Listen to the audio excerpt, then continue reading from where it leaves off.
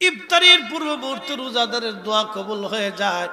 রোজাদাররা যখন বসে ইফতার সামনে নিয়ে, সামনে পানি আছে, খেজুর আছে, খাবার আছে, শরবত আছে, সামনে এইগুলি নিয়ে বসে আছে, পেটের মধ্যে ক্ষুধা আছে, বুকে তৃষ্ণা আছে, ওই সময় আল্লাহর বান্দা খাবারের মধ্যে হাত লাড়াচাড়া করে, খেজুরটা লাড়াচাড়া করে, আপনার এই বিরিয়ানি লাড়াচাড়া করে, ফলগুলি লাড়াচাড়া করে, পানির বোতলটা লাড়াচাড়া করে।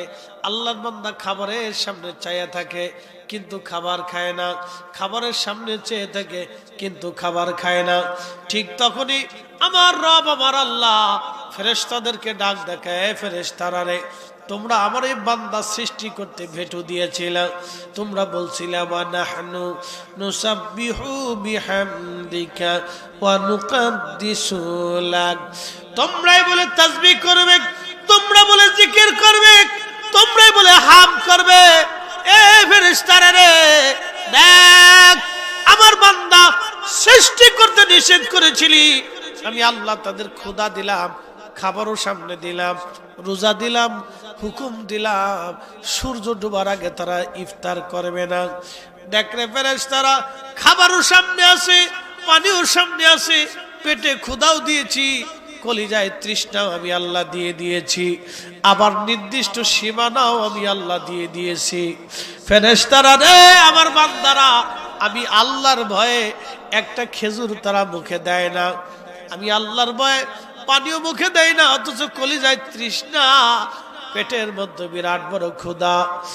এ ফেরেশতারা, তোরা নিষেধ করেছিলি এই বান্দা সৃষ্টি করার জন্য, ফেরেশতারা বেটু দিয়েছিলি, ফেরেশতারা দেখ আমার বান্দারা ইফতারের সামনে নিয়ে বসে আছে, যা যা ফেরেশতারা শোন, আমার বান্দারা আমি আল্লাহর ভয়ে ইফতারের সামনে নিয়ে বসা, তারা খাবার খায় না।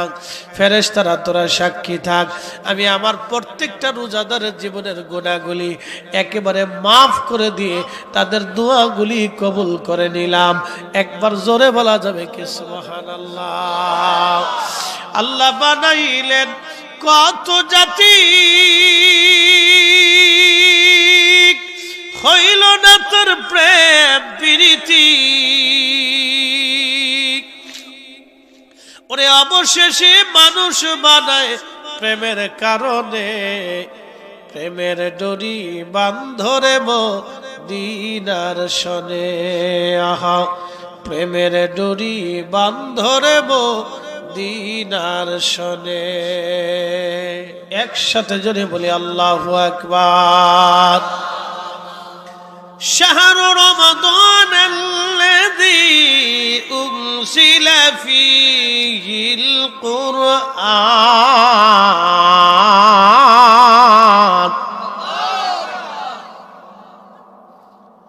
প্রিয় উপস্থিতি, খোঁজমাসবাসী বরুণার মুসলমান, খুব মনোযোগ দিয়ে কথা শুনবেন। বলছিলাম আপনি আহলে সুন্নাত ওয়াল জামাত করলে দুনিয়ার কোনো সুযোগ সুবিধা হবে না, এই জামাতটা আপনাকে আখিরাতের সুযোগ সুবিধা আপনাকে দেখায় দিবে। এটা এমন একটা জামাত, কিয়ামত পর্যন্ত এই জামাত টিকে থাকবে, কারণ যতদিন ওলি থাকবে ততদিন এই জামাত থাকবে। আর আল্লাহর ওয়াদা, কিয়ামত পর্যন্ত আল্লাহ ওলি দুনিয়াতে পাঠাবে, বেলায়েতের দরজা খোলা থাকবে। অতএব আহলে সুন্নাত ওয়াল জামাত টিকে থাকবে, বাকি সব দল হারিয়ে যাবে, কিন্তু আহলে সুন্নাত ওয়াল জামাত কখনো হারাবে না। একবার জোরে বলা যাবে কে মারহাবা। তাহলে আমরা এই জামাতে থেকে আমাদের লাভ হয়েছে না লোকসান হয়েছে? আমরা লাভই আছি। যে যত যাই বলুক, ওইগুলি আমাদের দেখার সুযোগ নাই। প্রিয় মুসলমান, খুব মনোযোগ দেন, খোঁজমাসবাসী কথা শুনে যাবেন। যেহেতু মাহে রমজান, এই রমজান নিয়ে দুটি কথা বলতে হবে। আল্লাহর হাবিব বললেন, আমার উম্মতরা তোমরা শোনো, মান সামা রমাদানা ঈমানা ওয়া ইহতিসাবান গুফিরা লাহু মা তাকাদ্দামা মিন যামবিহি। আমার উম্মতরে, মাহে রমজানে যদি তুমি ঈমান ইহতিসাবের সাথে রোজা রাখো, আমার রব আমার আল্লাহ তোমার পূর্ববর্তী জীবনের সব গুনাহগুলি মাফ করে দেবে। হয় না? একটু জোরে বলে। মাহে রমজানে ঈমান ও ইহতিসাবের সাথে যদি রোজা রাখেন তাহলে পূর্ববর্তী জীবনের সব গুনাহগুলি মাফ। প্রিয় নবীজি মসজিদে নবীতে মিম্বার শরীফে কদম রাখছেন। তো এমন সময় নবীজি বললেন আমিন, আবার কদম রাখলেন, আবার বললেন আমিন, আবার কদম রাখলেন, আবার বললেন আমিন। তিনবার আমিন বলার পরে সাহাবীরা বললেন ইয়া রাসূলুল্লাহ, তিনবার মিম্বার শরীফে কদম রাখলেন, আপনি বলেন আমিন, হাকিকত বুঝলাম না গো নবীজি, দয়া করে বলে দেন। আল্লাহর নবী জবাব দিলেন সাহাবীরা রে, প্রথমবার যখন মিম্বার শরীফে কদম রাখছি জিবরাইল আমিন এসে আমাকে বলেন ইয়া রাসূলুল্লাহ, আপনার উম্মতের মধ্যে যে মাহে রমজান পাইলো অথচ নিজের জীবনের গুনাহ মাফ করাই নিতে পারল না, সে ধ্বংস হয়ে যাক। যে রমজান পাইলো কিন্তু নিজের জীবনের গুনাহ মাফ করাইতে পারল না, সে ধ্বংস হোক। যে রমজান পাইলো কিন্তু নিজের জীবনের গুনাহ মাফ করাইতে পারল না, সে ধ্বংস হয়ে যাক। কি কঠিন কথা যে রোজা পাইলেন কিন্তু গুনাহ মাফ করাইতে পারলেন, তার জিন্দেগি বরবাদ, আখিরাত বরবাদ হবে। তো প্রিয় নবী মিম্বার শরীফে কদম রাখলেন। জিবরাইল এসে বললেন হুজুর, যে মাহে রমজান পাইলো কিন্তু নিজের জীবনের গুনাহ মাফ করাইতে পারলো না, সে ধ্বংস হয়ে যায়। কি কঠিন কথা। আল্লাহর নবী বললেন সাহাবীরা ঠিক তখনই আমি আমিন বলিয়া কবুল করে নিলাম। এই জন্য মাহে রমজান মান সামা রমাদানা ঈমানাও ওয়া ইহতিসাবান গুফিরা লাহু মা তাকাদ্দামা মিন যামবিহি। রোজা রাখবেন, মিথ্যা বলা যাবে না। রোজা রাখবেন, চগলখুরি করা যাবে না। রোজা রাখবেন, গীবত করা যাবে না। রোজা রাখবেন, অন্যের ক্ষতি করা যাবে না। রোজা রাখবেন, নামাজ ছাড়া যাবে না। রোজা রাখবেন, হালাল খাবার দিয়ে আপনার ইফতার করা লাগবে। এক নাম্বার ঈমান ইহতিসাবের সাথে কিভাবে রোজা রাখবেন বলে দেই। আপনি সুন্দর করে পাগড়ি মাথায় দিলেন, ফরিদি হুজুরের পাগড়ি সুন্দর, চিন্তা করলেন এর চেয়ে সুন্দর পাগড়ি একটা মাথায় দিব। সুন্দর একটা পাগড়ি বাঁধলেন, সুন্দর একটা জুব্বা গায়ে দিলেন। আপনি সুন্দর তুরস্ক থেকে জায়নামাজ বিছাইয়া সারা রাত আপনি তারাবি পড়লেন, তাহাজ্জুদ পড়লেন, সারা রাত কোরআন পড়লেন, ফজর পড়লেন, সারাদিন রোজা রাখলেন, সারাদিন কোরআন শরীফ আপনি তেলাওয়াত করলেন, ইফতার করতে বসলেন, কিন্তু শুয়োরের গোশত দিয়া বিরিয়ানি রান্না করে আপনি ইফতার করলেন, রোজা হবে? ফতোয়া তো আপনারাও ভালো দিতে পারেন। এইবার আসেন, জায়গা মতো চলিয়েছি, এবার জায়গা মতো কোপ মারতেছি, ভালো করে বুঝেন। জুব্বা সুন্দর, পাগড়ি সুন্দর, নামাজ সুন্দর, জিকির সুন্দর, তেলাওয়াত সুন্দর, সুগন্ধি সুন্দর, জায়নামাজ সুন্দর, পোশাক সুন্দর, খাবারও সুন্দর, কিন্তু ইফতার করার সময় শুয়োরের গোশত দিয়ে বিরিয়ানি রান্না করিয়া ইফতার করলেন। আপনারা বললেন রোজা হলো না। যদি এটা সত্য হয় তাহলে সুদের টাকা দিয়ে, ঘুষের টাকা দিয়ে, অন্যের টাকা দিয়ে, অন্যের টাকা মেরিয়া, অন্যের হক মেরিয়া, অন্যের সম্পদ মেরিয়া, অন্যের রুটি রুজি মেরিয়া, অন্যের অর্থ মেরিয়া, অন্যের হক মেরিয়া, ভাইয়ের হক মেরিয়া, এতিমের হক মেরিয়া, গরিবের হক মেরে দিয়ে ওই টাকা দিয়ে খেজুর কিনে, শরবত কিনে, বিরিয়ানি কিনে ইফতার করলে রোজা হবে? একসাথে বলেন হবে? হবে। পাগড়ি যত সুন্দরী হোক কাজ হবে, শেষ। এক নম্বর সবক কিভাবে রোজা রাখবেন বলে দিয়ে দিলাম। আল্লাহর নবী বলেন আমার উম্মত, তোমাকে যদি তোমার মৃত ভাইয়ের গোশত খেতে বলা হয় তুমি কি খাবে? সাহাবীরা বলেন ইয়া রাসূলুল্লাহ অসম্ভব, কি করে হয় যে আমি আমার মৃত ভাইয়ের গোশত খাবো? আল্লাহর নবী বললেন, আমার উম্মতেরা রে, তোমরা গীবত করবা না। গীবত করা মানে মৃত ভাইয়ের গোশত ভক্ষণ করা। তোমরা রোজাও রাখলা, গীবত করলা, শুধুমাত্র না খেয়ে কষ্ট করবা, রোজা হবে না। বুঝেছে? মান সামা রমাদানা ঈমানান ওয়া ইহতিসাবান গুফিরা লাহু মা তাকাদ্দামা মিন যামবিহি। কার জীবনের গুনাহ মাফ হবে, কার রোজা কবুল হবে, শর্ত আল্লাহ রাসূল দিয়ে দিলেন। রোজাও রাখলা, গীবত করলা, শুধুমাত্র না খেয়ে থাকবা, কোনো ফায়দা হবে না।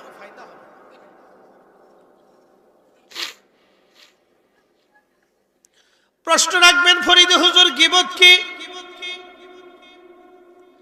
ওয়াইলুল লিকুল্লি হুমাযাতিল লুমাযাতিন আল্লাযী জামাআ মালান ওয়া আদ্দাদা। আল্লাহ বললেন, দুর্ভোগ কপাল পোড়া তাদের জন্য যারা মানুষের পিছনে দুর্নাম করে বেড়ায়, যারা মানুষের পিছনে দুর্নাম করে বেড়ায়, যারা মানুষের পিছনে দুর্নাম করে বেড়ায়, ছগলখুরি করে বেড়ায়, এর দোষ আর একজনের কাছে বইলা, ওর দোষ ওর কাছে বইলা ভেজাল বাড়ায়, অশান্তি বাড়ায়, বিশৃঙ্খলা বাড়ায়। এই রোগে বেশি আক্রান্ত আমাদের দেশের মহিলা সমাজ। কথা কন না কেন?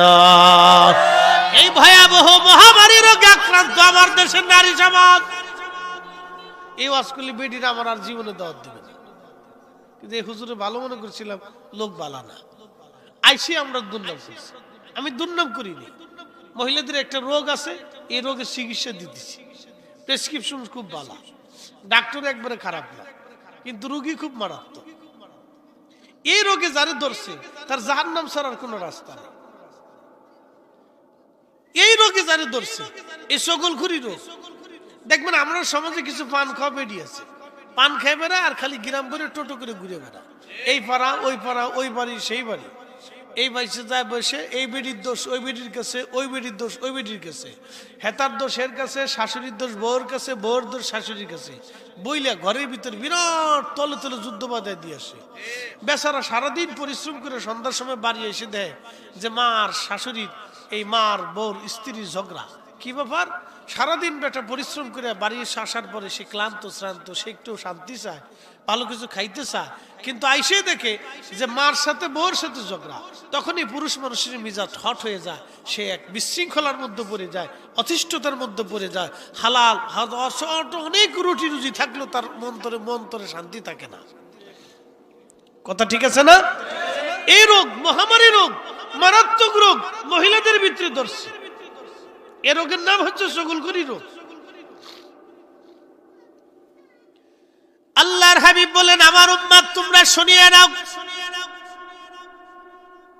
এই রোগে যারে ধরলো তার কবরের আযাব বড় কঠিন হবে, তার কবরের আযাব বড় ভয়াবহ হবে। এই ছগলখুরি রোগ। আল্লাহর নবী বললেন, যদি তুমি রোজা রাখলা কিন্তু ছগলখুরি করলা, তাহলে শুধুমাত্র তুমি না খেয়ে থাকবা। না খেয়ে থাকলে যা কষ্ট তুমি পাবা কষ্ট হলো, কিন্তু বিনিময়ে কোনো নেকি তুমি পাবা না, কারণ তুমি রোজা রেখে ছগলখুরি করছ, তোমার রোজা হলো না। মাকালের ফল দেখতে ভালো, উপরে লাল নীল ভিতরে কালো। মাকালের ফল দেখতে ভালো, উপরে লাল নীল ভিতরে কালো। ওরে সারা জীবন এমনি গেল দয়াল, ওরে সারা জীবন এমনি গেল, খাইতে আমরা পারলাম না। যার ভিতরে নাই রসুলের প্রেম, তার সাথে ভাব কইরো না। ঠিক কিনা? খোঁজবাজের মা বোনেরা শুনিয়ে যাবেন, প্রিয় নবী বললেন, তোমরা মাহে রমজান আসছে, মাহে রমজানের হক আদায় করে নাও।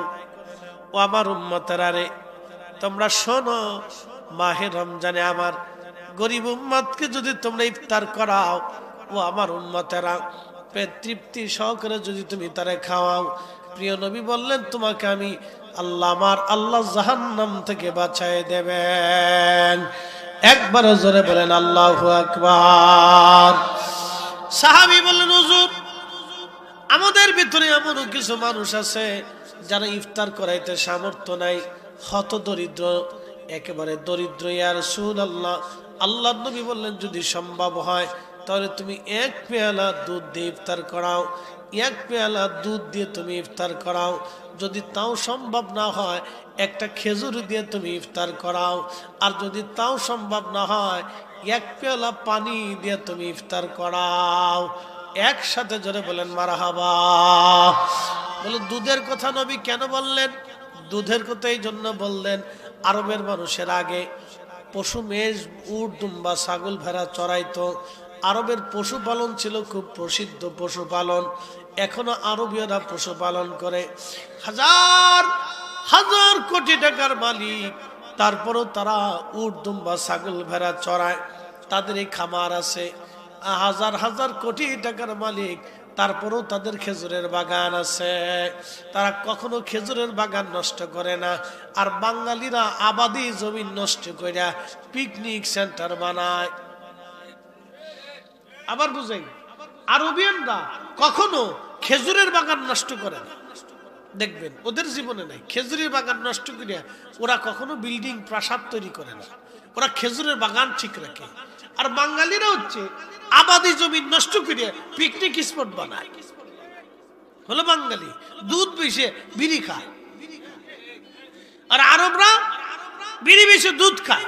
ওরা দুধ খাবে, আল্লাহ রাসূল বলেন তোমরা দুধ খাও, তোমরা খেজুর খাও। এটা দুধ খায় না, খেজুর খায় না, বাঙালির খালি ফুচকা খায়, চটপটি খায়।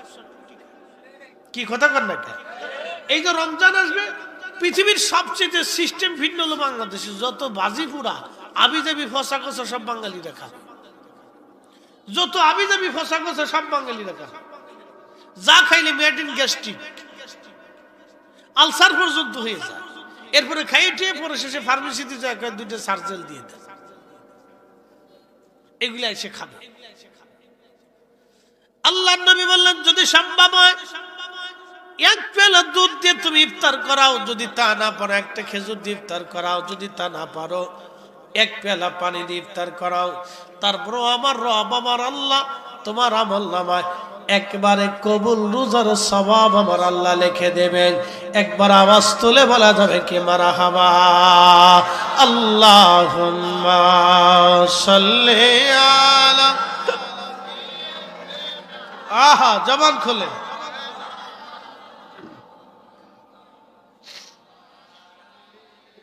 সাইয়্যিদিনা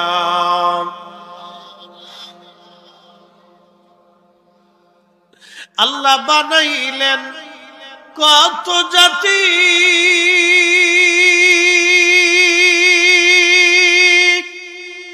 হইল না তার প্রেম প্রীতি। আল্লাহ বানাইলেন কত জাতি, হইল না তার প্রেম প্রীতি। অবশেষে মানুষ বানায় প্রেমের কারণে। প্রেমের ডোরি বান্ধরে মদিনার শনে। আহা প্রেমের ডোরি বান্ধরে মদিনার শনে। মাহে রমজানে বেশি বেশি করে ইফতার করাবেন। আল্লাহর নবী আরো বলেন আমার উম্মতেরা রে শোনো, তোমরা শুনে নাও। ও আমার উম্মতেরা, যদি তোমরা আমার উম্মতকে ইফতার করাও, তৃপ্তি সহকারে তারা খাওয়াও এবং তার তৃষ্ণা যদি নিভিয়ে দাও, তাহলে আমি নবী ওয়াদা করলাম কিয়ামতের ময়দানে তোমাকে আমি হাউজে কাউসারের পানি পান করাইয়া দিব।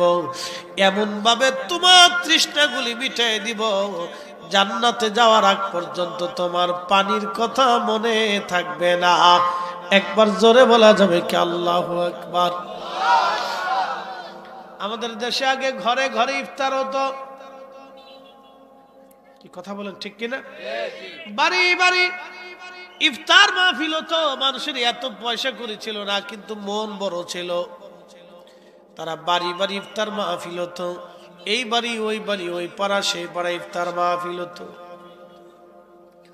এই ইফতার মাহফিলে হাজার হাজার মানুষ আসতো, বিভিন্ন লোকেরা আসতো, বসতো, দোয়া করতো, খাইতো, একসাথে বসতো, ইফতার মাহফিলে একসাথে হতো। আজকে বিরাট বড় বেদাতের ফতোয়ার ডরে মুসলমান এগুলি হারিয়ে ফেলছে। এত বেদাতের ফতোয়া, মুসলমান এত বেদাতের ফতোয়ার ছোটে পড়ে সাফের ভিতরে পড়ে মুসলমান চিন্তায় আছে, বিপদে পড়ে গেছে। এত জাতার ভিতরে মুসলমান দাঁড়াইতে পারতেছে না। সব ফতোয়া একেবারে ঝেড়ে ফেলে দেন। আল্লাহর বান্দার আমরা ইফতার করাবো, বাড়ি বাড়ি মিলাদ হবে, দুরুদ হবে, আল্লাহর জিকির হবে, দোয়া হবে। কথা বলেন ঠিক কিনা? বাড়ি বাড়ি দোয়া করবেন, বাড়ি বাড়ি মিলাদ হবে, বাড়ি বাড়ি দোয়া হবে। প্রশ্ন রাখতে পারেন কারণ কি? বলে দিয়ে যাই। রোজাদারের জন্য দুইটা খুশির সময়ের একটা খুশির সময় হলো ইফতারের সময়। ইফতারের পূর্ব মুহূর্তে রোজাদারের দোয়া কবুল হয়ে যায়। রোজাদাররা যখন বৈশা ইফতার সামনে নিয়ে, সামনে পানি আছে, খেজুর আছে, খাবার আছে, শরবত আছে, সামনে এইগুলি নিয়ে বসে আছে, পেটের মধ্যে ক্ষুধা আছে, বুকে তৃষ্ণা আছে। ওই সময় আল্লাহর বান্দা খাবারের মধ্যে হাত লাড়াচাড়া করে, খেজুরটা লাড়াচাড়া করে, আপনার এই বিরিয়ানি লাড়াচাড়া করে, ফলগুলি লাড়াচাড়া করে, পানির বোতলটা লাড়াচাড়া করে। আল্লাহর বান্দা খাবারের সামনে চাইয়া থাকে কিন্তু খাবার খায় না, খাবারের সামনে চেয়ে থাকে কিন্তু খাবার খায় না। ঠিক তখনই আমার রব, আমার আল্লাহ ফেরেশতাদেরকে ডাক দেখায়, ফেরেশতারা রে, তোমরা আমার এই বান্দা সৃষ্টি করতে ভেটু দিয়েছিলে, তোমরা বলছিলে ওয়া নাহনু নুসাব্বিহু বিহামদিকা ওয়া নুকাদ্দিসু লাক, তোমরাই বলে তাসবিহ করবে, তোমরা বলে জিকির করবে, তোমরাই বলে হাম করবে। এ ফেরেশতারা রে, দেখ আমার বান্দা সৃষ্টি করতে নিষেধ করেছিলি, আমি আল্লাহ তাদের ক্ষুধা দিলাম, খাবারও সামনে দিলাম, রোজা দিলাম, হুকুম দিলাম, সূর্য ডোবার আগে তারা ইফতার করবে না। দেখরে ফেরেশতারা, খাবারও সামনে আছে, পানিও সামনে আছে, পেটে ক্ষুধাও দিয়েছি, কলিজায় তৃষ্ণাও আমি আল্লাহ দিয়ে দিয়েছি, আবার নির্দিষ্ট সীমানাও আমি আল্লাহ দিয়ে দিয়েছি। ফেরেশতারা রে, আমার বান্দারা, আমি আল্লাহর ভয়ে একটা খেজুর তারা মুখে দেয় না, আমি আল্লাহর ভয়ে পানিও মুখে দেয় না, অথচ কলিজায় তৃষ্ণা, পেটের মধ্যে বিরাট বড় ক্ষুধা। এ ফেরেশতারা, তোরা নিষেধ করেছিলি এই বান্দা সৃষ্টি করার জন্য, ফেরেশতারা বেটু দিয়েছিলি, ফেরেশতারা দেখ আমার বান্দারা ইফতারের সামনে নিয়ে বসে আছে। যা যা ফেরেশতারা শোন, আমার বান্দারা আমি আল্লাহর ভয়ে ইফতারের সামনে নিয়ে বসা, তারা খাবার খায় না। ফেরেশতারা তোরা সাক্ষী থাক, আমি আমার প্রত্যেকটা রোজাদারের জীবনের গুনাহগুলি একেবারে মাফ করে দিয়ে তাদের দোয়াগুলি কবুল করে নিলাম। একবার জোরে বলা যাবে কি সুবহানাল্লাহ? আল্লাহ বানাইলেন কত জাতি, হইল না তোর প্রেম প্রীতি,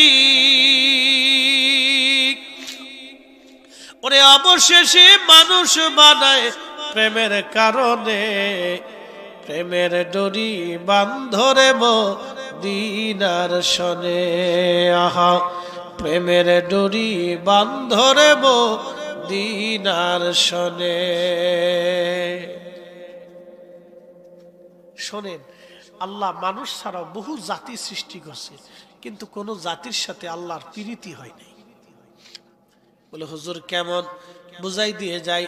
জিনদের ভিতরে খাজা বাবা আজমিরি নাই, জিনদের ভিতরে হুজুর গাউসে পাক নাই, জিনদের ভিতরে মঈনুদ্দিন চিশ নাই, জিনদের ভিতরে মুজাদ্দিদ আল ফেসারি নাই, জিনদের ভিতরে নকশবন্দি নাই, জিনদের ভিতরে সোহরাওয়ার্দী নাই, জিনদের ভিতরে 360 আউলিয়া নাই, জিনদের ভিতরে হুজুর গাউসে পাক নাই, জিনদের ভিতরে চার ইমাম নাই, জিনদের ভিতরে ইমাম বুখারী নাই, জিনদের ভিতরে ইমাম সিয়াসিত্তা নাই, জিনদের ভিতরে মুফাসসির নাই, জিনদের ভিতরে ফাতেমা নাই, জিনদের ভিতরে আলী নাই, জিনদের ভিতরে হাসান নাই, জিনদের ভিতরে হুসাইন নাই, জিনদের ভিতরে আমার নবী নাই, জিনদের ভিতরে আশারে মুবাশশারা নাই, জিনদের ভিতরে খুলাফায়ে রাশিদিন নাই, জিনদের ভিতরে ১০০ লক্ষ সাহাবী নাই। একবার জোরে বলা যাবে কি আল্লাহু আকবার? না না, জোরে জোরে জোরে বলেন, জোরে। এসব মানুষের ভিতরে এই জন্য মানুষের সাথে আল্লাহর প্রেম হয়েছে। রোজা রাখবেন, ইফতারির সময় আল্লাহ আপনাকে মাফ করবে। হ্যাঁ, আল্লাহর ওয়াদা। কি বিশ্বাস হয় না? একসাথে বলুন, হয় না? কিন্তু হারাম ইফতার নিয়ে সামনে বসলে ক্ষমা হবে, এটা মনে রাখবেন। ইফতার যদি হারাম টাকার হয় তাহলে আর ক্ষমা হবে। হালাল হইতো, হালাল ইফতার নিয়ে বসে যাবেন, সারাদিন ইমান ইহতিসাবের সাথে রোজা রাখবেন। ইফতারির পূর্ব সময় বসে আছেন, খাবার সামনে, তৃষ্ণা বুকে, খাবার সামনে, ক্ষুধা পেটে বসে আছেন, লড়াচ্ছেন, আপনি লড়াবেন, লড়াইতে থাকবেন, খাবেন না, আল্লাহ আপনাকে মাফ করে দিবে। দোয়া করবেন, হাত বাড়াবেন, যা চাবেন আল্লাহ তাই দিয়ে দিবে। হ্যাঁ, তা দিয়ে দিবে, অবশ্যই আল্লাহ দিয়ে দিবে, আল্লাহ ফিরাবে না। আমাদের দোয়া কবুল হয় না তো পিছনে অনেক কারণ আছে, পিছনে অনেক কারণ আছে। আমি আপনাদেরকে একটা ঘটনা শুনি। মুসা আলাইহিস সালাতু ওয়াস সালামের জমানাতে বহুদিন বৃষ্টি হয়, তো বৃষ্টির অভাবে বনি ইসরাইলের খুব কষ্ট হচ্ছে। ঘাস তরু লতা পাতা মরে গেল। ধরেন বাংলাদেশে একাধারে 4 বছর পর্যন্ত যদি বৃষ্টি না হয় তাহলে বাংলাদেশের সমস্ত অঞ্চল মরুভূমির মতো হয়ে যাবে, পানির লেয়ার নিচে চলে যাবে, পানির মাটির স্তর শুকিয়ে যাবে। আপনি যতই পানি সেচ দেন কাজ হবে না, কারণ যত সেচ দিবেন পানির লেয়ার নিচের দিকে চলে যাবে। আপনি সকালে সেচ দিবেন, বিকেলে যায় দেখবেন শুকায় চৌচির হয়ে গেছে, একবারে শুকিয়ে গেছে। তো তরু লতা পাতা ঘাস টাস মরে যাবে, গরু ছাগলগুলি হীন ক্ষীণ দুর্বল হয়ে আসবে, অর্থনৈতিক মন্দা নামবে, খাদ্য ঘাটতি আসবে, বাংলাদেশে দুর্ভিক্ষ নেমে আসবে। জাতিসংঘ পর্যন্ত 18 কোটি মানুষের খাদ্য নিশ্চিত করতে হিমশিম খেয়ে যাবে, জাতিসংঘের পক্ষে সম্ভব হবে না যদি একাধারে 4 বছর বাংলাদেশে বৃষ্টি না হয়। শেষ। তাহলে এবার বলেন আমরা অসহায় কার কাছে? না, একসাথে বলেন আমরা কার কাছে অসহায়? লাফালাফি ফালাফালি যতই করেন, বৃষ্টি বন্ধ করে দিলে আর কিছু করার নাই। গত বছরে মে জুন মাসে প্রচন্ড গরম হলো, 1 মাস পর্যন্ত বৃষ্টি নেই, উত্তপ্ত গরমে মানুষ দিশাহারা হয়ে গেল। এখানে সেখানে সলাতুল ইস্তেসকা পড়ে। আমরা উত্তর দক্ষিণ দিয়ে বহুত সলাতুল ইস্তেসকা হয়েছে, আসলে কোনো বৃষ্টি হইল না। বলে কারণ কি? সলাতুল ইস্তেসকার নিয়ম মোতাবেক হয় না। বলে কেমন হয় না? 6 জনে নামাজ পড়ে, 2 জন ভিডিও করে, এটাই নামাজ। 6 জনে নামাজ পড়ে, 2 জন ভিডিও করে, 2 জন চাইয়া থাকে, একজন মোনাজাত ধরে, আরেকজন বসে থাকে, একজনে কান দে, 2 জন চাইছে আসে। এরা করে কি? এইভাবে সলাতুল ইস্তেসকা না। সলাতুল ইস্তেসকা পড়তে হলে সবাইকে একসাথে আসতে হবে, ছোট বড়, শিশু বৃদ্ধ, আবাল বনিতা, সব যুবক একসাথে আইসা বিরাট বড় মাঠের মধ্যে জমাইত হইয়া ইস্তিগফার করে তওবা করে নামাজ পড়ে কান্নাকাটি করতে হবে। আপনার চোখের পানি ঝরবে, ওদিক দিয়ে আকাশে মিষ্টি মেঘ জমা হয়ে যাবে। আপনার চোখের পানি ঝরবে, আকাশে মেঘ জমা হবে, চোখের পানি ঝরবে, মেঘ জমা হবে, দেখা যাবে অঝোর ধারা আল্লাহর বৃষ্টি নাজিল হয়ে গেছে। একসাথে বলা যাবে না আল্লাহু আকবার? আমরা দেশে যে সলাতুল ইস্তেসকা 3 জনে নামাজ পড়ে, 2 জন ভিডিও করে, শয়তানে হাসে, কয় বাপরে বাপ, দেখো কত পাগলের দল, সিটারের দল করে কি? মুসা আলাইহিস সালাম বললেন, এ বনী ইসরাইল, তোমরা আসো সলাতুল ইস্তেসকার জন্য।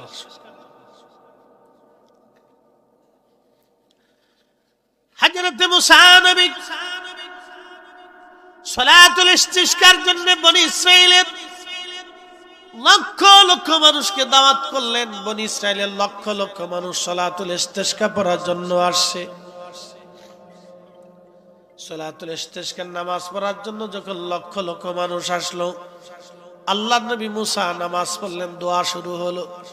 দোয়া যখন শুরু হলো, দোয়া শেষ হয়ে গেল, বৃষ্টি তো হলো না। আকাশে যা মেঘ ছিল, কিছু মেঘ কেটে একেবারে আকাশ পরিষ্কার হয়ে গেল।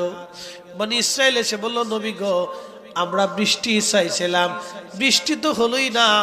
বৃষ্টি না হয়ে আকাশে মেঘ যা ছিল এটা কেটে উড়ে চলে গেল, আকাশ পরিষ্কার হয়ে গেল, হলোটা কি?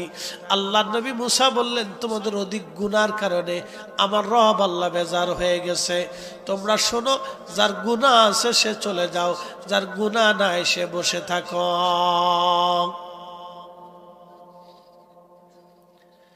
বানি ইসরায়েলের অর্ধেক মানুষ চলে গেল, লক্ষাধিক মানুষ বসে রইল, বাকি লক্ষ লক্ষ মানুষ চলে গেল। আল্লাহ নবী মুসা আলাইহিস সালাম আবার সালাতুল ইস্তিসকা শুরু করলেন, নামাজ শেষ করলেন, দোয়া করলেন।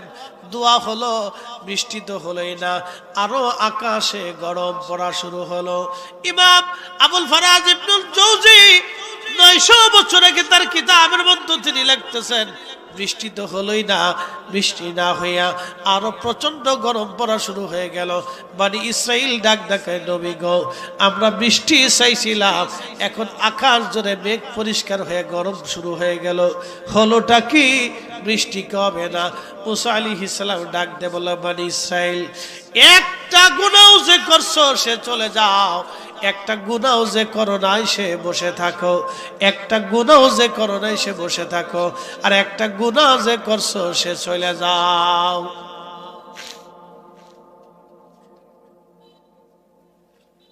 কি বুঝলেন? আজকে যদি বলা হয় এই খোশবাস কাদরিয়া দরবারের তাবারকের সময় যদি বলা হয় যাদের গুনাহ আছে তারা চলে যান, আর যাদের গুনাহ নাই তারা বসে থাকেন, কি অবস্থা হবে বলেন?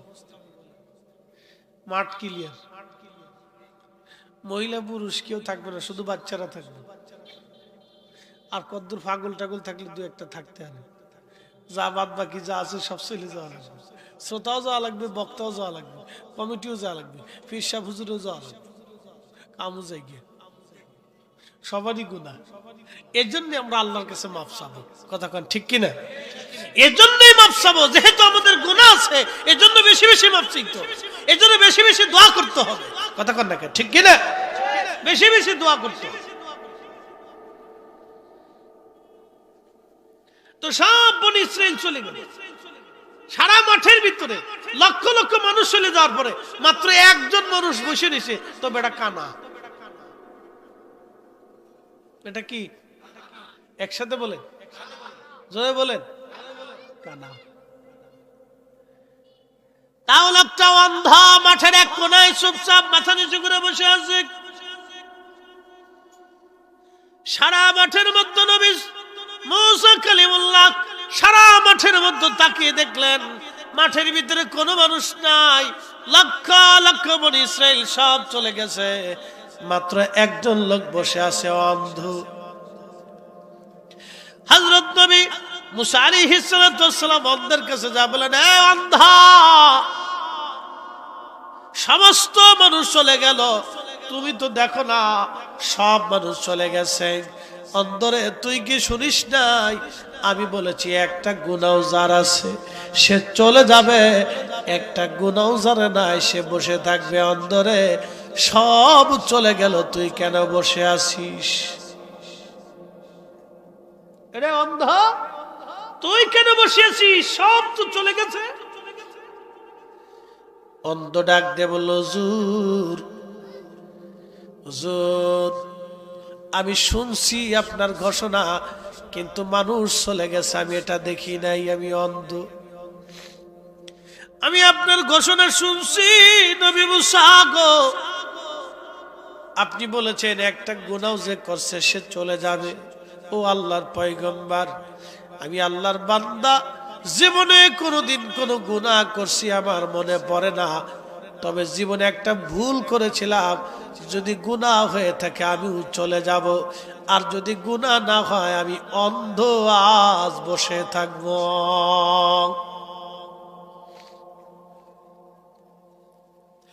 এরে অন্ধ, কি ভুল করছিলি বল? ইমাম আবুল ফারাজ ইবনুল জৌজি লিখতেছেন, তখন অন্ধ ডাক দে বলে, নবী গো, একদিন রাস্তা দিয়ে যাইতেছিলাম আমি, সদর রাস্তার পাশে একটা বাড়ি ছিল, বাড়ির সদর দরজা রাস্তার পাশের মেন দরজাটা খোলা ছিল। হুজুর, রাস্তা দিয়ে যাওয়ার সময় আমার চোখটা সদর দরজা বরাবর চোখ পড়ে গেল। ওই সদর দরজা খোলা থাকার কারণে ওই বাড়ির ভিতরে এক অন্দর মহলে এক বেগানা নারীর দিকে আমার চোখ চলে গেল। হুজুর, বেগানা নারীর দিকে যখন আমার চোখ চলে গেল, তখন আমি আমার চোখটাকে ঘুরে আর চোখকে বললাম, চোখ, আজকে তুই আমাকে এক বেগানা নারীর দিকে ঘুরাই নিচ্ছিস, চোখ রে, আজকে তোরে আর জীবিত রাখবো না, যাতে ভবিষ্যতে তুই কোনো বেগানা নারীর দিকে আমাকে ঘুরাইতে না পারিস। নবী মুসা গো, আমি আল্লাহর ভয়ে আমার দুইটা চোখ অন্ধ করে ফেলে দিয়েছি। হুজুর, আমি জন্মগত অন্ধ না, আমি আল্লাহর ভয়ে নিজের চোখ অন্ধ করে ফেলে দিয়েছি। হুজুর, গুনাহ যদি হয় আমি চলে যাব, গুনাহ যদি না হয় আমি আজ বসে থাকব। একবার জোরে বলেন আল্লাহু আকবার। না না না, আরো আওয়াজ তুলে বলেন আল্লাহু আকবার। আল্লাহ বানাইলেন কত জাতি,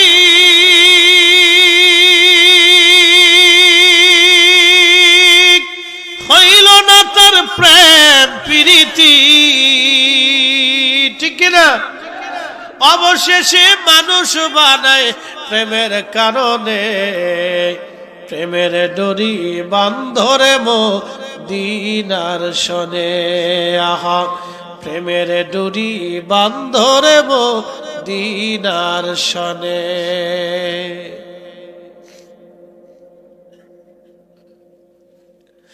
আল্লাহ নবী মুসা ডাকতে বলে, অন্ধ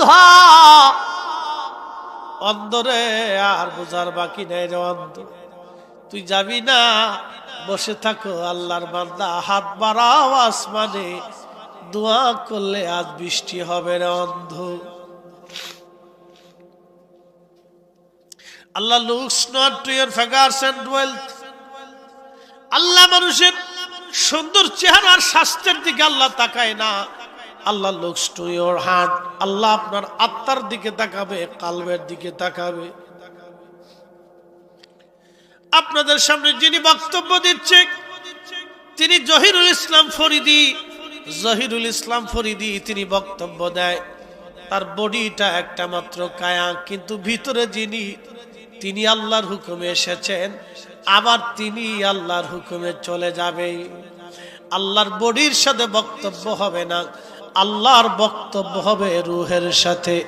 এই জন্য কোরআন আল্লাহ বলেন, আইয়াতুহান নাফসুল মুতমাইন্না তুরজিই ইলা রাব্বিকি রাদিয়াতাম মারদিয়া ফাদখুলি ফি ইবাদি ওয়াদখুলি জান্নাতি। একবার জোরে বলা যাবে কি মারহাবা? হে নফসে মুতমাইন্না, প্রশান্ত আত্মা, ইরজিই ইরজিই, তুমি ফিরে আসো। ইলা রাব্বিকি রাদিয়াতাম মারদিয়া, আমি আল্লাহর সন্তুষ্টির দিকে তুমি ফিরে আসো। আমি আল্লাহ তোমার উপরে খুশি, তোমাকে যেই কারণে দুনিয়াতে পাঠাইছিলাম তুমি সেই কারণ আদায় করেছো।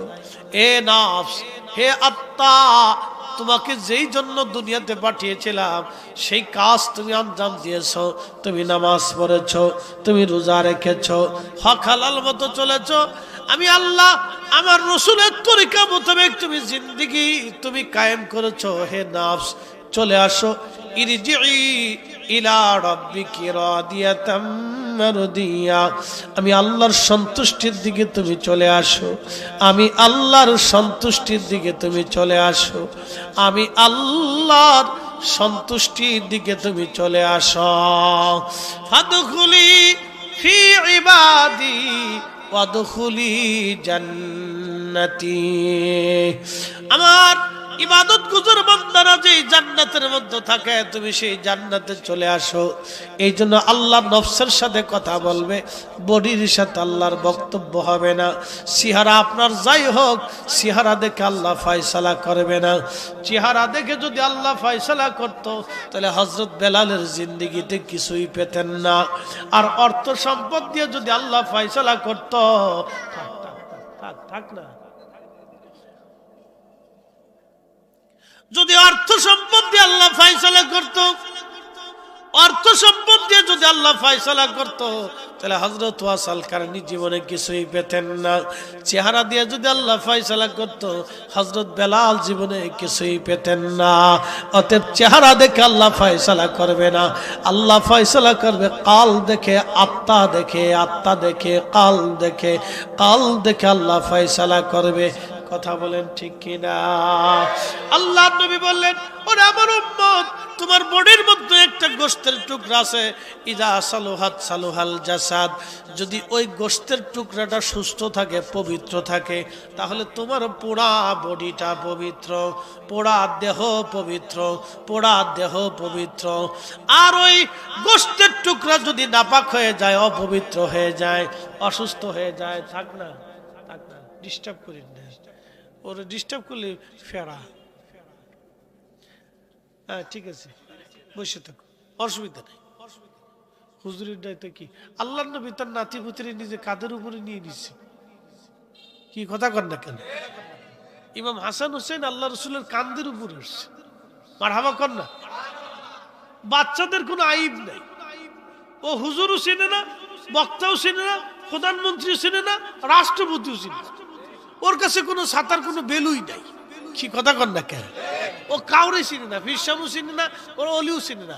অলিরা ওদেরকে মহব্বত করে, ঠিক আছে ঠিক আছে, তুমি কথা কই না, ও আর শোনো, তুমি আজকের প্রধান অতিথি, চিন্তার কারণ নেই, যাও, ও আজকের প্রধান অতিথি, অসুবিধা নেই। আজকের শিশু আগামী দিনের ভবিষ্যৎ। আমরা জানি না এই বাচ্চাটা ভবিষ্যতে কি হবে, আমরা কেউ জানি না। অনেক বড় অলিও হতে পারে, কি কথা ঠিক আছে না ভাই? অনেক বড় ইঞ্জিনিয়ার হতে পারে, বিজ্ঞানী হতে পারে, প্রেসিডেন্ট হতে পারে। এই জন্য আমরা জানি, এই জন্য বাচ্চাদেরকে আদর করতে। আল্লাহ রসুল বলছেন, আমার উম্মত, আমার বাচ্চাদেরকে যারা আদর করে না, তারা আমার উম্মতের দলভুক্ত না। একসাথে বলবেন আল্লাহু আকবার। আল্লাহ রসুল বলছেন, বাচ্চাদেরকে যারা আদর করে না, তারা আমি নবীর উম্মতের দলভুক্ত না। প্রিয় নবী নামাজ পড়তেন, হাসান হুসেন কাঁধের উপরে এসে বসে থাকতেন। নবীজি নামাজ থেকে উঠে না উঠে না উঠে না, সেজদায় পড়ে রয়েছে। সাহাবায়ে কেরাম মনে করছে হুজুর মনে হয় দুনিয়াত নাই, অথবা ওহী আসছে।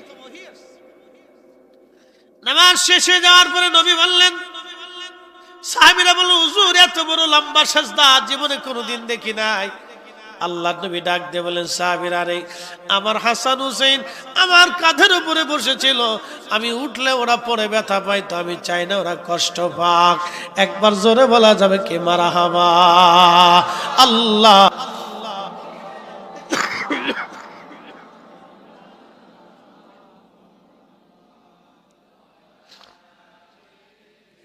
সাইয়্যিদিনা মাওলানা লা ইলাহা ইল্লাল্লাহ। যাও যাও, ধরো এটা নাও, যাও যাও, চলে যাও।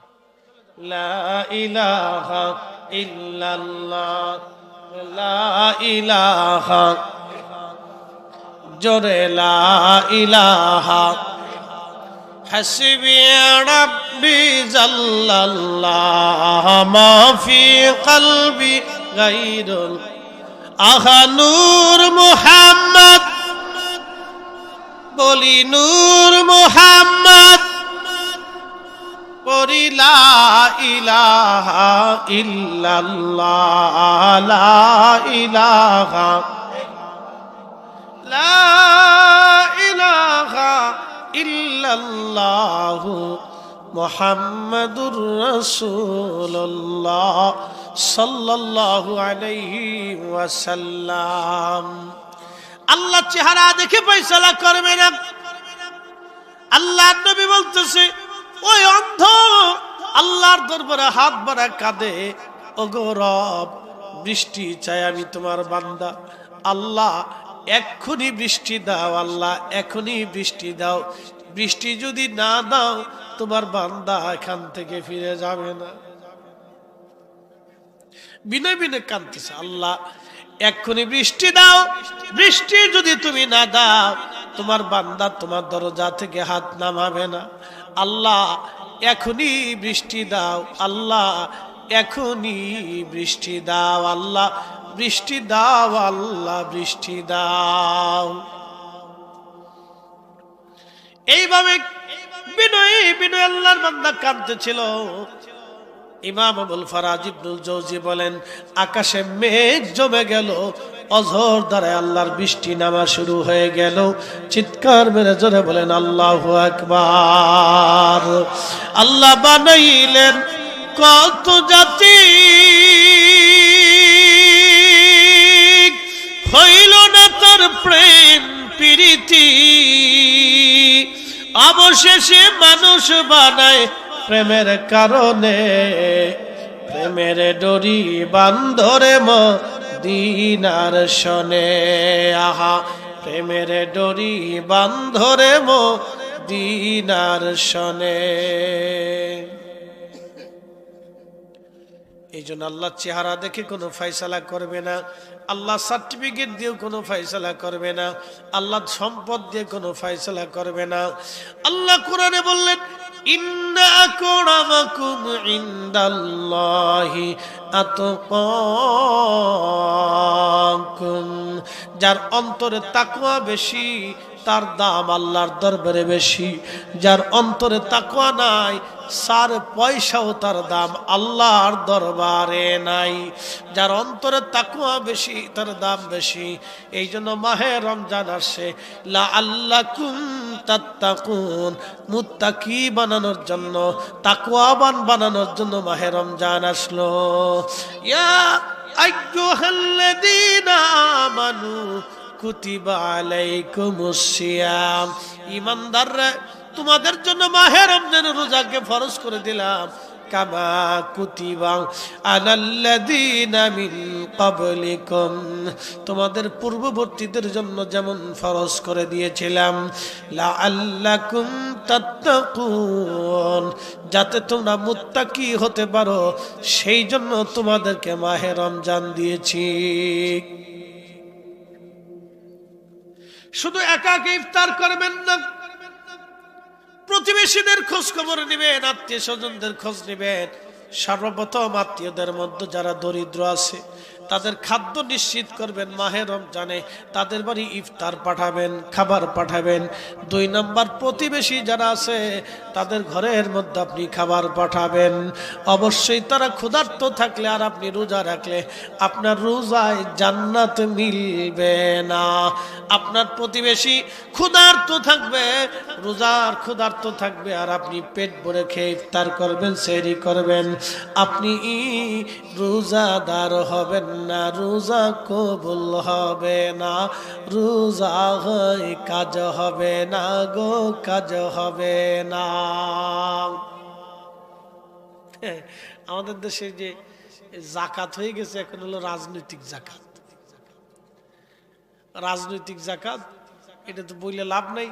আমাদের গুলিস্তানে, ঢাকার গুলিস্তানে একটা মার্কেট আছে, জাকাতের মার্কেট। 150 টাকার লুঙ্গি, 200 টাকার পাঞ্জাবি, 300 টাকার 3 পিস।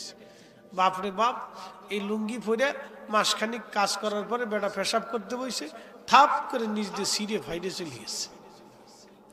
ঠিক আছে না ভাই? জাকাত শেষ। শয়তানের চিন্তা করি আমার কত বড় সিটার, আমি 9 লক্ষ বছর ধরে আল্লাহরে সেজদা দিচ্ছি, সিটারি করি।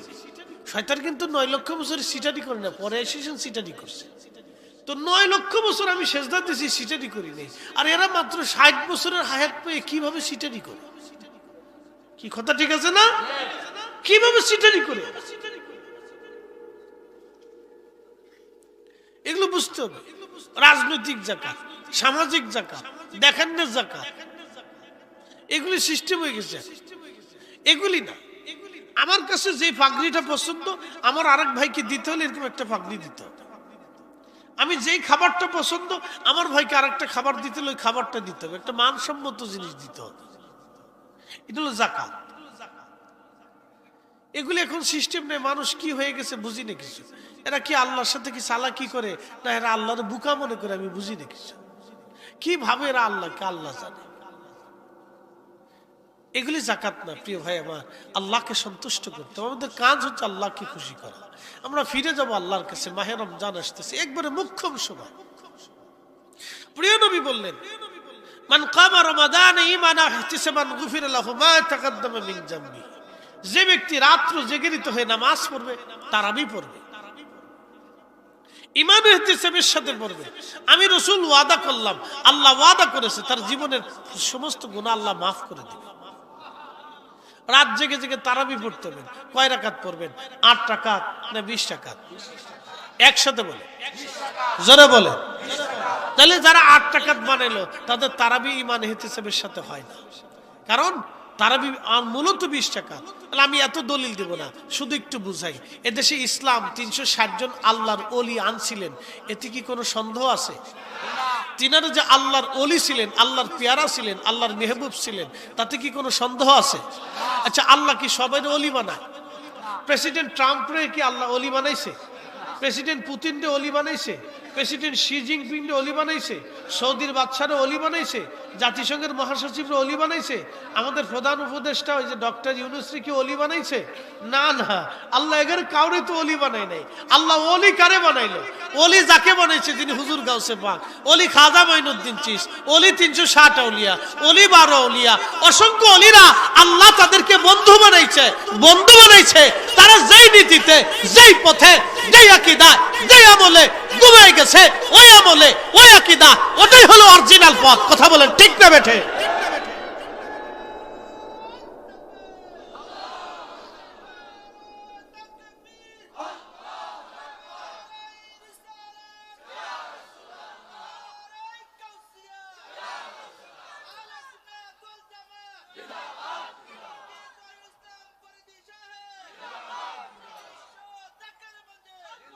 এখন আপনাদেরকে বলি শোনেন, যদি তারাবির নামাজ 8 রাকাতই হতো তাহলে 360 জন আল্লাহর ওলি, 12 আউলিয়া, অসংখ্য আউলিয়া এদেশে 8 রাকাত তারাবি নামাজ জামাতে প্রতিষ্ঠিত করে দিয়ে তারপরে তারা ঘুমাইতেন।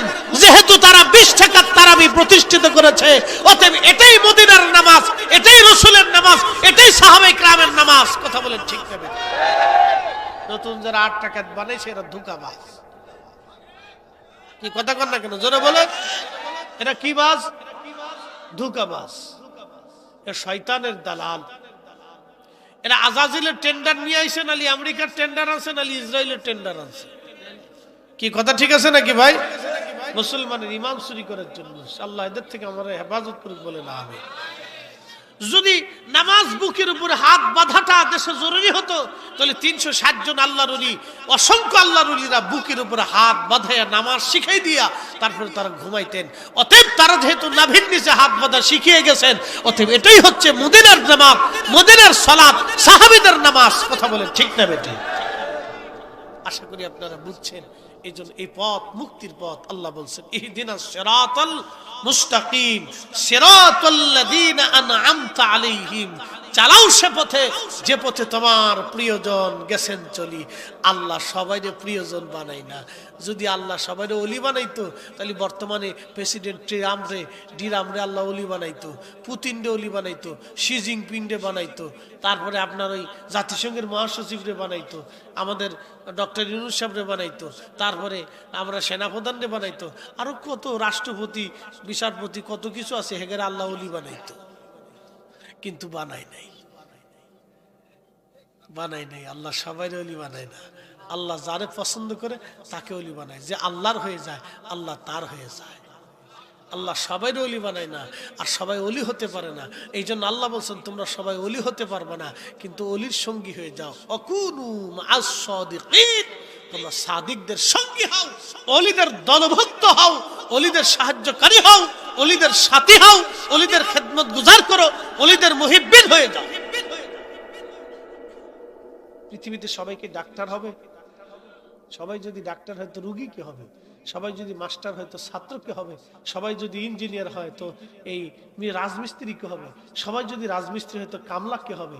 সবাই যদি কামলা হয় তাহলে কম্পিউটার ইঞ্জিনিয়ার কি হবে? সবাই যদি কম্পিউটার ইঞ্জিনিয়ার হয় তো তাহলে কবিরাজি কি করবে? আর সবাই যদি কবিরাজ হয় তো হোমিও ডাক্তার কি হবে? সবাই যদি হোমিও ডাক্তার হয় তো ইমামতি কি করবে? সবাই যদি ইমাম হয় তো মুসল্লি কি হবে? সবাই যদি মুসল্লি হয় তো বক্তা কি হবে? সবাই যদি বক্তা হয় তো শ্রোতা কি হবে? এসব কিছু আল্লাহর খেলা। এই জন্য অলি সবাই হবে না, কিন্তু অলির সঙ্গী হতে হবে। মারহাবা কোন? অলি সবাই হবে না, কিন্তু অলির সঙ্গী হতে হবে। প্রিয় উপস্থিতি, কিছু কথা আপনাদের সামনে উপস্থাপন করে গেলাম। সময়ের স্বল্পতা, আমার ছোট্ট একটু দায়িত্ব আছে, পালন করে বিদায় নেব, কারণ আমার আরেকটা প্রোগ্রাম ধরতে হবে। আমি দাওয়াত নেওয়ার সময় বলছি 10টা পর্যন্ত সুযোগ দেওয়া যাবে, যেহেতু হাসান আল আজহারি সাহেব তিনি এসে গেছেন। তিনি আমার বড় ভাই, অত্যন্ত চমৎকার আপনাদেরকে শোনাবেন। ওনার বাস্তব জীবনে দেখা অনেক কিছু শিক্ষা। আমাদের একজন বড় আলেমের সন্তান তিনি, বাংলাদেশের আহলে সুন্নাত ওয়াল জামাতের এই জামি আহমদিয়া সুন্নিয়ার অধ্যক্ষ মহোদয় আল্লামা ওসিউর রহমান সাহেব হুজুরের সুযোগ্য আওলাদ। আমার প্রিয় ভাইটা আসবেন, তিনি অত্যন্ত চমৎকার আপনাদেরকে কথা শোনাবেন। তিনি অনেক শিক্ষিত এবং মার্জিত ব্যক্তি। আল্লাহ আমার ভাইয়ের হায়াতের মধ্যে অফুরন্ত বরকত দিক, বলে না আমিন। প্রত্যেক সুন্নি আলেমদেরকে যেন সুন্দর সুন্দর কথা আপনাদেরকে শোনাইতে পারে, সেই তৌফিক যেন আল্লাহ সবাইকে দান করে, বলে না আমিন। আমরা দোয়া করি আল্লাহ প্রত্যেক ঘরে ঘরে ঘরে ঘরে আলেম তৈরি করে দিক, মানুষ বুঝুক অরিজিনাল সুন্নিয়তটা কি। আসলে আহলে সুন্নাত ওয়াল জামাত কিন্তু এটাই মুক্তির পথ। কথা ঠিক আছে না ভাই? এটা টিকে থাকবে। আপনাদেরকে আবার বলি, এটা টিকে থাকবে। 750 বছর আগে টিকে ছিল। বহু জমিদার রাজা বাচ্চা, তাদের বাড়িঘর সব নিঃশেষ হয়ে গেছে, তাদের জমিদারি শেষ হয়েছে, আইন কানুন শেষ হয়ে গেছে, কিন্তু আহলে সুন্নাত ওয়াল জামাত টিকে আছে। তা কেউ যদি এই জামাতকে মিটাই দিতে চায়, কারো যদি কোনো দল বা সংগঠন, কোনো ব্যক্তি বর্গ যদি চিন্তা করে যে আহলে সুন্নাত ওয়াল জামাতকে মাটির সাথে মিশিয়ে দেব, মনে রাখেন, জেনে রাখেন, শুনে রাখেন, আহলে সুন্নাত ওয়াল জামাতকে টিকিয়ে রাখার দায়িত্ব আমাদের না। এই জামাত আল্লাহ তার রাসূলের জামাত। এই জামাতকে কিয়ামত পর্যন্ত টিকিয়ে রাখবে আমার আল্লাহ। এটা আল্লাহর ওয়াদা, কিয়ামত পর্যন্ত টিকে থাকবে। কথা বলেন ঠিক না বেঠিক? বিশ্বাস আছে? আছে। 1000 বছর আগে খাজা বাবা আজমিরি চলে গেছেন, কিন্তু 1000 বছর পরেও তার নাম এদেশে আছে। কিন্তু 1000 বছরে বহু রাজা বাদশাহ আমির উমরা কবরে চলে গেছে, তাদের নাম ধাম পৃথিবী থেকে নিশ্চিহ্ন হয়ে মাটির সাথে মিশে চলে গেছে, কিন্তু খাজা বাবা আজমিরির নাম এখনো ধরার বাতাসে, আকাশে বাতাসে উড়ে। কথা ঠিক কিনা? এটা মুকুটহীন সাম্রাজ্য, সৈন্যহীন সাম্রাজ্য, রেজলিউশনহীন সাম্রাজ্য তাদের। এটা আল্লাহ প্রদত্ত প্রেমের সাম্রাজ্য। কথা বাড়াবো না, ফিরে যাব কার কাছে? একসাথে বলতে হবে, কার কাছে ফিরে যাব? তো কি নিয়ে যাব? কুমিল্লার রসমালাই। দুইটা জিনিস বলেছিলাম, ঈমান আমল। যারা বলেন ঈমান আমল, ঈমান আমল। তো কোন ঈমানে যেতে হবে সেটাও আপনাদেরকে আমি দলিলে বলি নেই, একবারে বাস্তব থেকে বলে দিয়েছি। দলিল দিলে গ্রামের মানুষ অত বুঝবে না, এই জন্য বাস্তব সহজভাবে বুঝিয়ে দিছি। হুজুর গাউসে পাক যে ঈমানে ওলি, আমরাও ওই ঈমানের অনুসারী হব। কথা ঠিক আছে না ভাই? কথা ক্লিয়ার? তো প্রিয় ভাই আমার, আমল নিয়ে যেতে হবে, শূন্য হাতে চলে যাব। আল্লাহর নবী বলতেন, তুমি যেটা খাও এটা তোমার, তুমি যেটা পরনের পরো এটা তোমার, তুমি যেটা আল্লাহর পথে ব্যয় করো এটাও তোমার, বাদ বাকি মৃত্যু হওয়ার সাথে সাথে তোমার সব শেষ হয়ে যাবে। আমি এত সময় আপনাদেরকে নসিহত করেছি, পরামর্শ দিয়েছি, উপদেশ দেওয়ার মতো যোগ্যতা আমার নেই। আমি গত 24 ঘন্টায় এই মনে হয় 1 ঘন্টাও ঘুম হয়েছে না, তারপর আপনাদের সামনে সুন্দর মতো বলার আল্লাহ আমার তৌফিক দিয়েছে। আমি খুব ভয় পাইছিলাম, আজকে জুমার কেরাতে প্রায় ভুল করে ফেলছিলাম। ঘুম নাই তো, এই কেরাত পড়তে যেয়ে একটু বাধাগ্রস্ত হয়ে গেছিলাম, প্রায় ভুল করে ফেলছিলাম। তাই ঘুমের কারণে মুসল্লিরা বুঝছে যে হুজুর পরিশ্রম করে আসছে, তো ঝামেলা হয়ে গেছে। বেশি না, মানে ট্রাই করতেছি, আয়াতটা অংশটা সামান্য একটা অংশ, ওলা কিল্লা তাশউরুন ভুলে গেছি, বারবার রিপ্লাই করতেছি, মনে আসতেছে না, পরে মনে আসছে। আল্লাহ এত পঠিত আয়াত আমার, বছরের পর বছর পড়তেছি কিন্তু সেন্সে নেই, এই যে ঘুমের সমস্যা। তা আমি এত সময় আপনাদেরকে শুনিয়েছি, কোনো ত্রুটি হইলে মনের অজান্তে কত কথা বের হয়ে গেলে আল্লাহর রাস্তায় মাফ করুন। তো প্রিয় উপস্থিতি, আমার শেষ সময়ে ছোট্ট একটু আবদার, আগামী বছর এই মাহফিলটা চলমান থাকুক ভাই। আর দিন নসিহত, নসিহত থাকলে দিন জিন্দা থাকে, নসিহত থাকবে সুন্নিয়ত থাকবে। আপনাদের এই অঞ্চলগুলিতে সুন্নি মাহফিল হয় বিধায় আপনারা সুন্নিয়ত বুঝেন। বাংলাদেশের এমন কিছু অঞ্চলে আমরার আগমন হয়, উত্তরে দক্ষিণে, আমার হাসান আজহারি ভাই জানে। আল্লাহ আমার সেই সমস্ত অঞ্চলগুলিতে নেয়, আহা বড় আফসোস লাগে, বড় কষ্ট হয় যে সুন্নি কি অনেকে বুঝেও না। সুন্নি কি এই শব্দটাও বুঝে না, আহলে সুন্নাতুল জামাত কি তাও বুঝে না, এই শব্দটাও বুঝে না, এই শব্দের সাথে তারা অপরিচিত। শুধু আপনাদের এই অঞ্চলগুলিতে সুন্নি মাহফিল অধিক পরিমাণে হওয়ার কারণে এই মানুষগুলি বুঝে। এই জন্য আপনাদের কষ্ট হলো এই মাহফিল ধরে রাখতে হবে আল্লাহর জন্য। একসাথে বলতে হবে কার জন্য? আল্লাহ এবং তার রসুলের মহব্বত, এটা ধরে রাখতে হবে। তা আপনার কিছু অর্থ এখানে ব্যয় করতে হবে। মিন ক্বাবলি আইয়াতি আহাদাকুমুল মাউত, মৃত্যু আসার আগে আপনি এই অর্থগুলি আল্লাহর পথে ব্যয় করবেন। আমি জানি না কি কি লাগবে। পোস্টারের খরচা একটা খরচ আছে, মাইকের একটা খরচ আছে, প্যান্ডেলের একটা খরচ আছে। তা আমি এত খরচ আপনাদেরকে ধরবো না। আমি আপনাদের কাছে শুধুমাত্র ৫,০০০ টাকা করে পাক পাঞ্জাতনের নামে ১০ জন লোক চাব। পাক পাঞ্জাতন আলী, ফাতেমা, হাসান, হুসেন এবং আল্লাহর নবী রিদওয়ানুল্লাহি তাআলা আলাইহিম আজমাইন। আল্লাহর কোরআন এই ৫ জনকে পবিত্র করে দিছে। এই ৫ জনের উসিলায় কোটি কোটি জাহান্নামীকে আল্লাহ মাফ করে দিবে। আমি এই ৫ জনের মহব্বতে ৫,০০০ টাকা দাবি করব। কোন ভাই সামর্থ্য থাকলে এই ৫ জনের মহব্বতে ৫,০০০ টাকা শরীক থাকবে। কেউ আসেন বলবেন যে হুজুর ৫,০০০ টাকা আমি শরীক থাকবো আগামীর মাহফিলে পাক পাঞ্জাতনের নামে, তাদের মহাব্বতে। যেহেতু আজকের মাহফিল আহলে বাইতে রাসূলের স্মরণে। রাসূল করিম বলতেন, ও আমার উম্মত, আমার পরিবারের চাইতে শ্রেষ্ঠ পরিবার আর নাই। আচ্ছা, আমার মান্নান ভাই, মানুষ কালা কিন্তু মন বালা, আমার সাথে সম্পর্ক ভালো, সব আলেমদের সাথে খুব খাতির ওনার। আব্দুল মান্নান ভাই ৫,০০০ টাকা। নারে তাকবীর, নারে রিসালাত। মান্নান ভাইয়ের আব্বা আম্মা তো নাই, মা আসেনি হন। বাপ রে বাপ, খুব ভাগ্যবান ব্যক্তি। রাজামারার আব্দুল মান্নান ভাই, জনাব আব্দুল মান্নান ভাই, আল্লাহ আব্বা জান্নাই পাক পাঞ্জাতনের উসিলায় বাবার কবরটা জান্নাতের বাগান বানায় দাও আল্লাহ।